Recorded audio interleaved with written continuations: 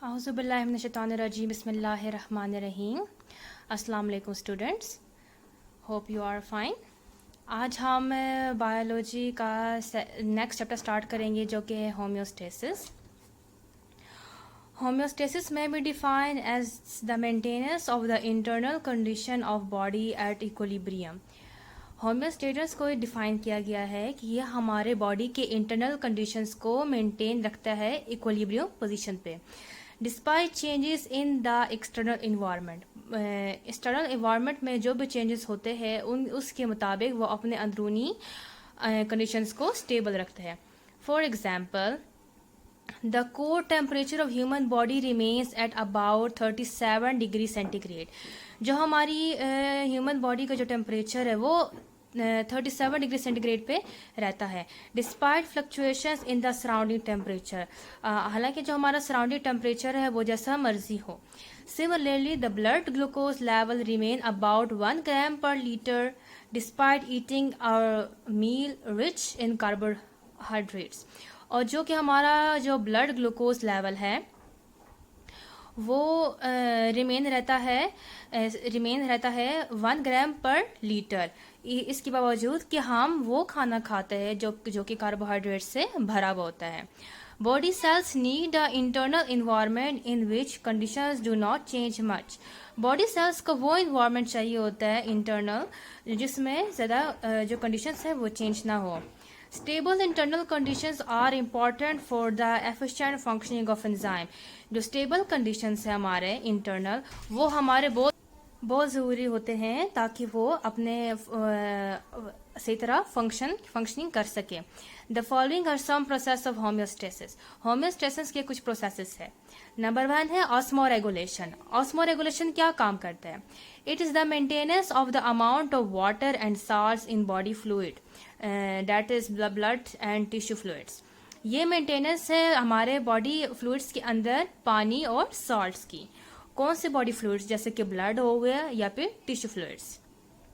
We know that the relative amount of water and salts in body fluid हम ये जानते हैं जो पानी और साल्ट्स की रिलेटिव अमाउंट होती है हमारी बॉडी फ्लूइड्स में। And inside cell control the process of diffusion and osmosis.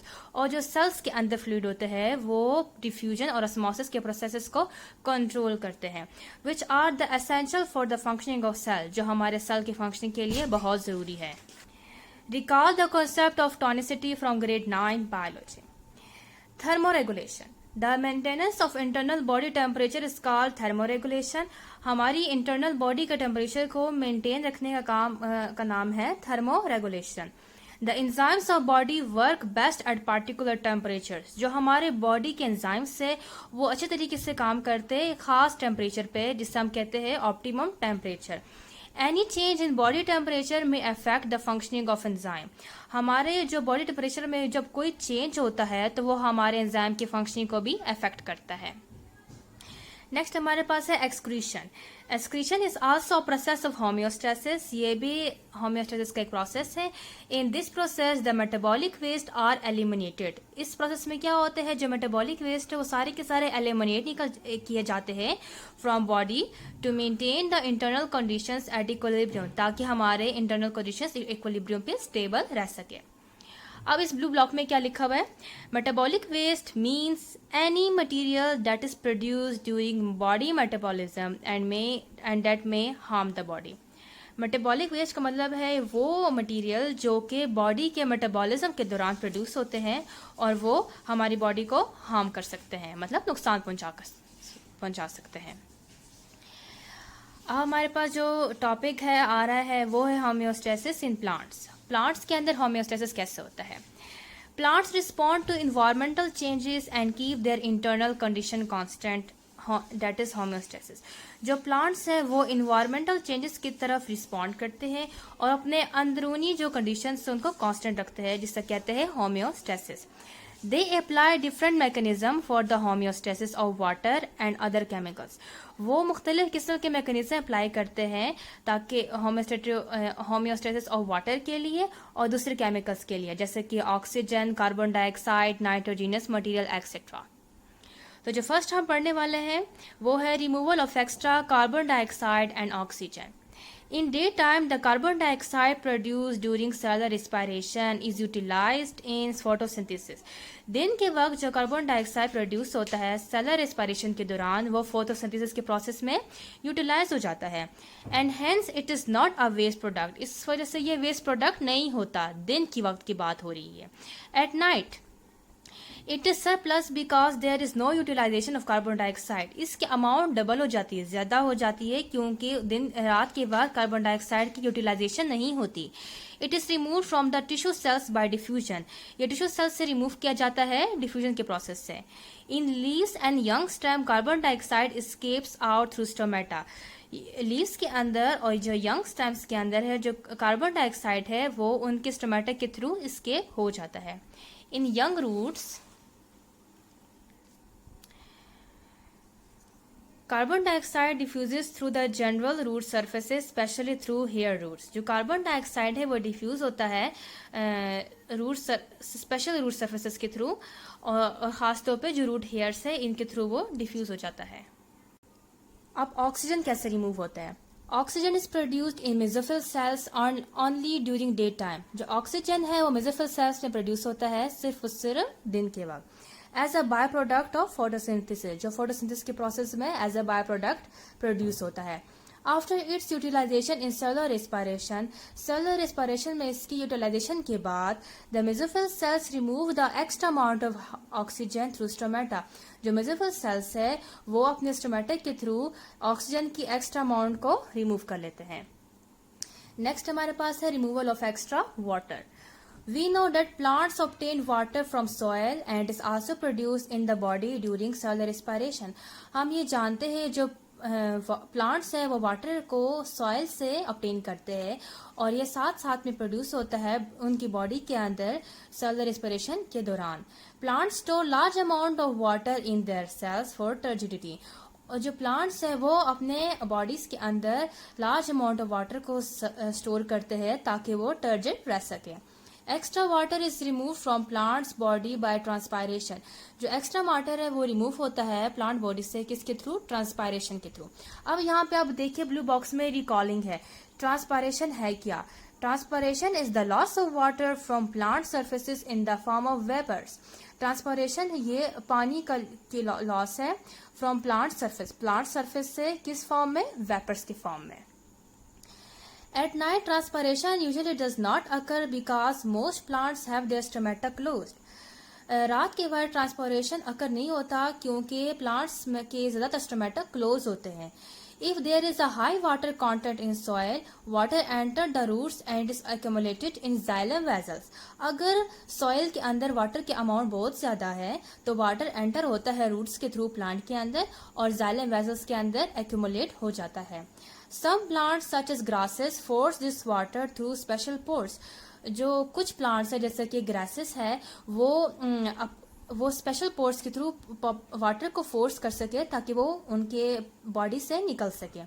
Present at leaf tips और एजेस. और वो स्पेशल पोर्स कहाँ पाए जाते हैं? लीफ के टिप्स के ऊपर या फिर एजेस के ऊपर. एंड फॉर्म ड्रॉप्स और छोटे छोटे ड्रॉप्स बना लेते हैं. The appearance of drops of water on the tips और edges of leaves is called guttation. उस वाटर के जो ड्रॉप्स के अपीयरेंस है टिप्स के ऊपर और एजेस के ऊपर लीव्स के, उससे क्या कहते हैं? ग्यूटेशन. अब अगर यहाँ पे देखें तो ग्यूटेशन क्या है? Guttation is not to be confused with dew. Guttation को हमने शबनम से कंफ्यूज नहीं करना. Which condenses from the atmosphere on to the plant surface. क्योंकि जो ड्यू है, शबनम है, वो एटमोस्फेयर में जो वाटर वेपर्स होते हैं उसके जरिए वो कंडेंस होके प्लांट सर्फेस के ऊपर आ जाता है. नेक्स्ट हमारे पास है removal of other metabolic waste. Plant deposit many metabolic waste in their bodies as harmless insoluble material. जो प्लांट्स है वो बहुत सारे मेटाबॉलिक वेस्ट अपने बॉडीज के अंदर डिपॉजिट करते हैं एज अ हार्मलेस, मतलब वो इतने नुकसानदेह नहीं है, इनसोल्यूबल मटेरियल, और वो मटेरियल जो कि सॉल्युबल नहीं है वाटर के अंदर. For example, calcium oxalate is deposited in the form of crystals in the leaves. जो कैल्शियम ऑक्सलेट है वो लीव्स के अंदर क्रिस्टल्स के फॉर्म में डिपॉजिट होता है. And stems of many plants, और कुछ प्लांट्स के स्टेम्स के ऊपर जैसे कि टोमेटो.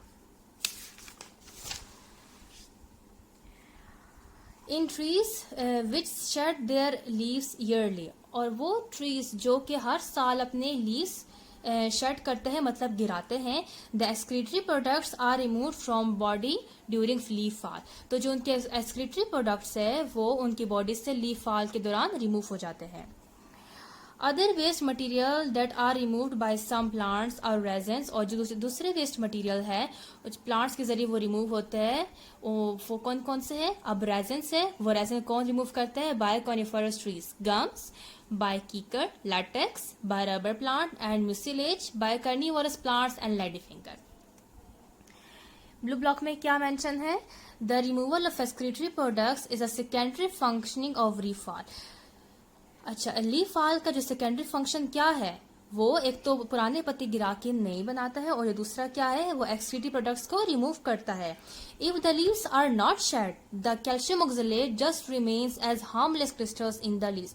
अगर लीव्स शेड ना हो, मतलब ना गिरे, तो फिर जो कैल्शियम ऑक्सलेट है वो लीव्स के अंदर एज इट इज रहेगा, as a harmless crystal.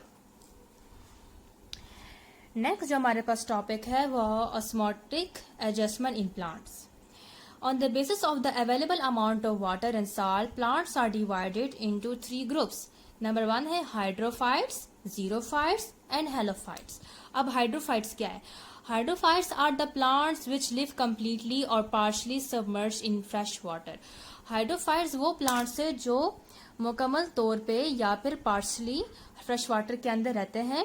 Such plants do not face the problem of water shortage. ऐसे प्लांट्स कोई भी वाटर शॉर्टेज से रिलेटेड प्रॉब्लम को फेस नहीं करते।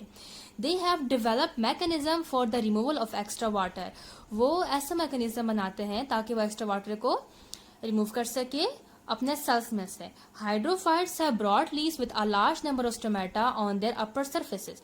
हाइड्रोफाइट्स के जो पत्ते होते हैं वो बहुत ब्रॉड होते हैं और उनके अपर सरफेस के ऊपर large number of stomata present होता है। These characteristics help them to remove the extra amount of water। और ये characteristics help करती है ताकि वो अपने बॉडी में से एक्स्ट्रा वाटर को रिमूव कर सके। The most common example of such plant is water lily। Next हमारे पास क्या है? Xerophytes. Xerophytes live in dry environments. ये ड्राई इन्वायरमेंट्स में रहते हैं। They possess thick waxy cuticle over their epidermis उन to reduce water loss from internal tissue. उनके जो एपिडर्मिस के ऊपर जो क्यूटिकल होता है वो बहुत थिक होता है और वैक्सी होता है, ताकि वो ये इस वजह से थिक और वैक्सी होता है ताकि वो अपने बॉडी में से वाटर लॉस को कम कर सके। They have less number of stomata to reduce the rate of transpiration। और साथ ही साथ में उनके अंदर जो नंबर ऑफ स्टोमेटा है वो बहुत कम होता है ताकि उनका ट्रांसपायरेशन रेट कम रहे। Such plants have deep roots to absorb maximum water from soil। ऐसी प्लांट्स के जो रूट होते हैं वो बहुत डीप होते हैं, मतलब सॉइल के अंदर बहुत नीचे तक चले जाते हैं ताकि वो मैक्सिमम अमाउंट ऑफ वाटर को अब्जॉर्ब कर सके। Some xerophytes have special parenchyma cells in stems or roots। कुछ xerophytes के अंदर स्पेशल parenchyma cells होते हैं। कहाँ उनके stems में या roots में। In which they store large quantities of water। जिसमें वो large quantities of water को store करते हैं। This makes their stem or root wet and juicy। ये characteristics उनके stem को और root को wet और juicy रखते हैं। Called succulent organs। और उनको क्या कहते हैं हम लोग? Succulent organs कहते हैं। Cacti, singular cactus, are the most common example of such plants। Next जो हमारे पास है वो है halophytes. Halophytes live in sea water and are adapted to salty environments. Halophytes से वो सी वाटर में रहते हैं और वो साल्टी इन्वायरमेंट में अडॉप्ट कर जाते हैं। Salts enter in the bodies of such plants due to their higher concentration in sea water। और सी वाटर के अंदर साल्ट के अमाउंट ज़्यादा होने की वजह से वो उनकी प्लांट्स की बॉडीज में एंटर हो जाते हैं। ऑन द अदर हैंड, और दूसरी जानब क्या हो रहा होता है? Water tends to move out of their cells into the hypertonic sea water. और प्लांट्स की बॉडी में से वाटर मूव होता है सी वाटर की तरफ। When salts enter into cells, जब salts सेल के अंदर एंटर होते हैं, plants carry out active transport to move and hold large amount of salts in vacuoles। Plants के अंदर क्या एक्टिव ट्रांसपोर्ट के जरिए वो सारे के सारे साल्ट्स को मूव कर जाते हैं वैक्यूल के अंदर ताकि वो ज्यादा से ज्यादा अमाउंट ऑफ साल्ट को अपने अंदर स्टोर कर सके। Salts are not allowed to move out through the semi-permeable membrane of vacuole. Vacuole की semi-permeable membrane के थ्रू salt वहां से remove नहीं हो सकते, मतलब वहां से खुद flow नहीं कर सकते. So the sap of vacuole remain even more hypertonic than the sea water. इस वजह से जो vacuole होता है उसके अंदर salt की amount ज़्यादा हो जाती है बनिस्बत sea water के. In this way water does not move out of cell, और इससे वजह से जो वाटर है वो सेल से मूव नहीं होते. Many sea grasses are included in this group of plants, और इस ग्रुप ऑफ प्लांट्स में बहुत सारे सी ग्रासेस शामिल है. आज हमारा उम्मीद है कि आपको समझ आया होगा. अल्लाह हाफिज़.